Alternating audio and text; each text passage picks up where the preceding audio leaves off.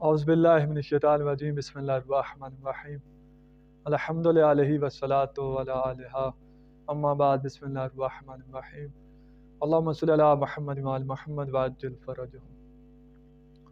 سامعین محترم، امید کرتا ہوں کہ آپ سب خیر و عافیت سے ہوں گے اور دعا گو ہوں کہ اللہ رب العزت تمام مومنین کو اپنی حفظ و امان میں رکھے۔ سامعین محترم، سب سے پہلے تو حمد ہے اس پروردگار کی جس نے ہمیں انسان بنایا اور انسان بنانے کے بعد محمد وآل محمد کا محب بنایا۔ خوب، سامعین محترم، آج پھر حاضر خدمت ہوا ہوں۔ ایک خطیب ہیں، مناظر اپنے آپ کو کہلواتے ہیں، بہت بڑا عالم سمجھتے ہیں، جن کا نام ہے اظہر حیدری صاحب۔ اظہر حیدری صاحب، پہلے تو میں نے آپ کو اس کا ایک کلپ سنایا تھا جس میں شہادت ثالثہ کی آڑ میں یہ رسول خدا صلی اللہ علیہ وآلہ وسلم کی توہین کرتے ہوئے نظر آیا۔ تو صاف ظاہر ہے جو آدمی محمد وآل محمد کی توہین کرتا ہے اور جو ان کا احترام نہیں کرتا تو اس کے ساتھ پھر ایسا ہی ہوتا ہے جو اس کے ساتھ ہوا۔ اس نے رسول خدا کی توہین کی اور اس کے بعد اب اس نے اپنے والد صاحب کی توہین کی ہے۔ تو محمد وآل محمد کی اگر توہین کوئی کرے گا تو صاف ظاہر ہے اس کا جو ہے نا سارا بایو ڈاٹا کھل جاتا ہے کہ اس کی حقیقت کیا ہے، اس کا علم کیا ہے۔ یا اب اپنے باپ کی توہین کرتے ہوئے نظر آتا ہے۔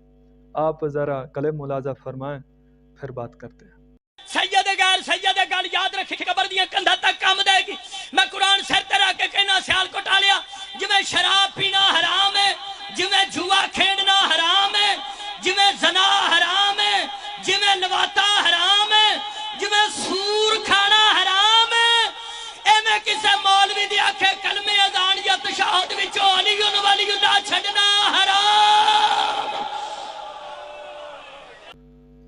سامعین محترم، آپ نے کلم ملاحظہ فرمایا کہ اظہر حیدری صاحب فرماتے ہیں کہ جیسے شراب پینا حرام ہے، زنا کرنا حرام ہے، جوا کھیلنا حرام ہے، لواط کرنا حرام ہے، سور کھانا حرام ہے وغیرہ، یہ چیزیں جس طرح حرام ہے اسی طرح علی ولی اللہ اذان، کلمہ، تشہد سے چھوڑنا، ان سے تشہد سے نکالنا، یعنی اذان و اقامت سے نکالنا اور کلمے سے نکالنا، تشہد سے نکالنا حرام ہے۔ اس کی تصویر کا دوسرا رخ اگر ہم کریں تو بنتا ہے کہ یہ واجب ہے، کیونکہ حرام کے مقابلے میں واجب ہے۔ حرام کے مقابلے میں نہ مباح ہے نہ مستحب ہے، بلکہ واجب ہے کہ اگر آپ نہیں کرو گے تو آپ نے کام حرام کیا، اگر نہیں پڑھو گے تو حرام کیا، گویا آپ نے زنا کیا، گویا آپ نے شراب پی، گویا آپ نے لواط کیا۔ یعنی حرام کے مقابلے میں واجب ہوتا ہے، تو واجب کے مقابلے میں حرام، یعنی یہ واجب سمجھتا ہے کہ علی ولی اللہ در تشہد، در اذان و اقامت واجب ہے۔ خوب، اب اس کا آپ نے کلم ملاحظہ فرمایا۔ اب میں آپ کو ایک کتاب دکھلاتا ہوں اس کے والد محترم کی، مولانا تاج الدین حیدری صاحب کی۔ آپ ذرا وہ بھی نوٹ کریں، پھر فیصلہ کرتے ہیں کہ اس کا علم کتنا ہے، اس کے باپ کا علم کتنا تھا اور یہ کس پانی میں غوطہ لگا رہا ہے۔ اب میرے ہاتھ میں کتاب ہے، میں آپ کو بتاؤں کہاں چلی گئی۔ یہ اصل میں مجھے ہارڈ کاپی میں نہیں ملی کیونکہ بہت پرانی چھاپ ہے، تو یہ مجھے ملی ہے PDF میں۔ شہادت ثالثہ کے بارے کافی ساری کتابیں لکھی گئی ہیں اسبات میں، نفی میں بھی ہیں، تو جو اسبات میں وہ میں نے تقریباً سب پڑھی ہوئی ہیں، نفی والی بھی کچھ پڑھی ہوئی ہیں۔ اور جب میں پڑھتا ہوں ان کی کتابیں تو مجھے ہنسی بھی آتی ہے جب یہ قیاس اور مختلف تعویلات، تفسیرات کرتے ہیں اپنے ذہن کو، اپنے ذہن کی جو ان کا اپنا ذہن انہوں نے بنایا ہوا ہے وہ لاگو کرنے کی عوام پر کوشش کرتے ہیں۔ تو یہ مولانا تاج الدین حیدری صاحب نے جو شہادت ثالثہ کے اسبات میں کتاب لکھی، اس کا نام ہے شہادت ثالثہ کا جواز در تشہد نماز۔ آپ بھی دیکھیں، باپ کہتا ہے کہ شہادت ثالثہ جائز ہے۔ اچھا، جب معاملات میں لفظ جائز بولا جاتا ہے تو یہ اصول ہے کہ وہاں پہ مباح سمجھا جاتا ہے، اور جب عبادات میں بولا جاتا ہے تو اس سے مراد مستحب لیا جاتا ہے۔ مباح ہو یا مستحب ہو، یعنی باپ سمجھتا ہے یہ مباح ہے یا مستحب ہے۔ اگر بیٹا کیا کہتا ہے، بیٹا کہتا ہے کہ جو نہیں پڑھتا گویا اس نے زنا کیا، نعوذ باللہ۔ جو یہ نہیں کلمے میں پڑھتا، اذان میں پڑھتا، یہ تشہد میں نکالتا ہے جو اس نے زنا کیا. اور باپ صاحب کیا کہتے ہیں؟ مستحب ہے، جائز ہے، کرو نہ کرو آپ کی مرضی. باپ کچھ کہتا ہے. اچھا، اس کے باپ نے اس کتاب میں جتنی خیانتیں کی ہیں وہ میں اپنے مقام پہ بتاؤں گا جب شہادت ثالثہ کے نفی میں انشاءاللہ کام شروع کروں گا. جو انہوں نے اتنی خیانت کیا ہے، عبارت میں خیانت کیا ہے نقل کرنے میں، ترجمے میں تو انہوں نے اتنی ڈنڈی ماری ہے اس پر تو بہت ہنسی آتی ہے. اس کے بعد انہوں نے تفسیر میں تعویل ایسی کی ہے کہ ایک اگر بچے کو بھی آپ سمجھاؤ گے تو وہ بھی کہے گا یہ کیا کر دیا اس نے. اور مقدمے میں دعویٰ کیا، وہ کہتا ہے ساتھ کہ میں گزارش کروں گا کہ یہ مدرسوں کے علماء مدرسین بھی اس کتاب کو پڑھیں اور استفادہ حاصل کریں. میں نے جب یہ کتاب پڑھی تو میں نے کہا یا مجھے ہنسی آتی ہے تو وہ پڑھتے تو کیا ہوتا. یعنی بہت ہی خیانت کی ہے اس کتاب میں.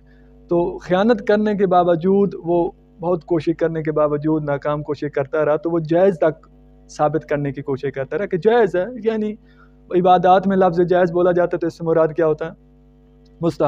مستحب ہے. تو بیٹے صاحب نے کیا کہہ دیا؟ جو نہیں پڑھتا وہ گویا زانی ہے، وہ گویا لواتی ہے. اور بھائی اطہر حیدری صاحب اپنے باپ کے تو بنو، کم سے کم اپنے باپ کے نقش قدم پر تو چلو. کوئی ایک روایت آپ نے نہیں پڑھی اس طرح کی جیسے میں معصوم نے نعوذ باللہ اس طرح کے الفاظ بولے ہوں. معصومین علیہ السلام کا جو ہمارے پاس تشہد کتب اربع میں موجود ہے، اس کے علاوہ بھی کتب میں موجود ہے، کسی معصوم نے نہیں فرمایا کہ آپ پڑھو، نہ ہی پڑھ کے دکھلایا. وہ ایک ضعیف روایت ہے فقہ و رضا والی، وہ بھی آپ اس طرح پڑھتے نہیں ہو. اچھا، فقہ و رضا والے نے کہاں سے لیا نہیں پتا. فقہ کامل سے جو روایت ہے جس کا سوائے ابو بصیر کے پتہ نہیں ہے کہ راوی کون ہے، باقی یعنی سلسلہ روایت بھی، اس کا سلسلہ سند بھی باقی نہیں ہے، تو اس پہ ہم کیسے اعتماد کریں؟ جو معتبر، جو سکہ راویوں سے تشہد نقل ہے ہم وہ پڑھتے ہیں، تو پڑھتے آ رہے ہیں علماء کرام، طلباء کرام، مومنین ہزاروں سالوں سے. تو آپ کیسی باتیں کہتے ہو؟ اطہر حیدری صاحب میں گزارش کروں گا، آپ نے پہلے رسول خدا کی توہین کی تھی کہ بشیر شاہ نذیر شاہ کا نام آ سکتا ہے تو علیہ السلام کا کیوں نہیں آ سکتا؟ کیسی باتیں کرتے؟ یہ بازار کے سید کا نام آپ لے رہے ہو، کیا ہے؟ پھر آپ نے معصومین کی توہین کی جائے تو پھر ایسا ہی ہوتا ہے. پھر آپ نے باپ کے خلاف، آپ کا باپ کہتا ہے کہ جواز ہے، یعنی مستحب ہے یا مباح ہے. آپ کہتے ہو جو نہیں پڑھتا وہ گویا اس نے زنا کیا ہے یا اس نے یعنی حرام کام کیا ہے. یعنی آپ کے نزدیک واجب ہے. کم سے کم آپ اپنے باپ کے بنو، آپ اپنے باپ کے نقش قدم پر چلو.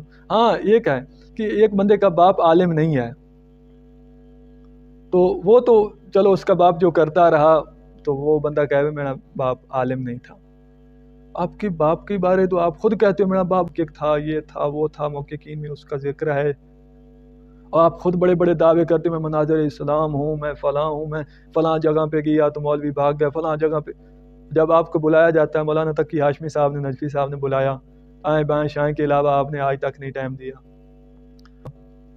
جب مولانا اعلیٰ یاری نے بلایا تو آپ نے آج تک ٹائم نہیں دیا، بلکہ کہتے ہو پاکستان آئے، پاکستان کے بعد بھی شرط لگاتے ہو میں نے گھر آئے. کیسی باتیں کرتے ہو یار تم؟ آپ کا کیا علمی معیار ہے؟ آپ ممبر پہ چلے جاتے ہو، ادھوری عبارتیں پڑھ کے، توڑ موڑ کے ترجمے کر کے آپ لوگوں کو گمراہ کرنے کی کوشش کرتے ہو. تو میں کہتا ہوں اللہ آپ کو ہدایت دے، اگر ہدایت کے قابل ہو تو کم سے کم اپنے باپ کی مانو. اب یہ بتاؤ مجھے کہ آپ کا باپ زنا کرتا رہا، کیونکہ وہ تو قائل نہیں تھا واجب کا، اس کی عبادات ساری جتنی جو ہیں وہ زنا کے جیسے زنا کا گناہ ہوتا ہے اسی طرح اس کی عبادات میں اس کو گناہ ملتا رہا. بات کرنے سے پہلے ذرا سوچا کرو ایک بات. دوسرا یہ دیکھو کہ آپ کا باپ اس نے کتاب لکھی باقاعدہ، اور پوری کتاب میں اس نے واجب ثابت کرنے کی کوشش بھی نہیں کی.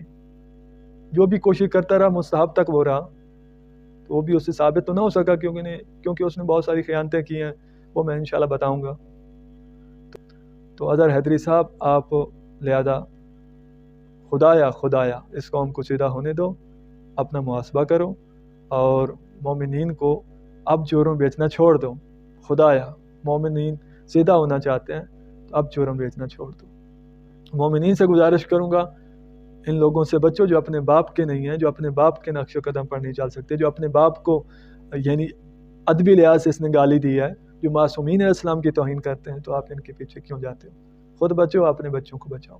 والسلام، اللہم صلی علی محمد وعلی محمد وعجل فرجہ۔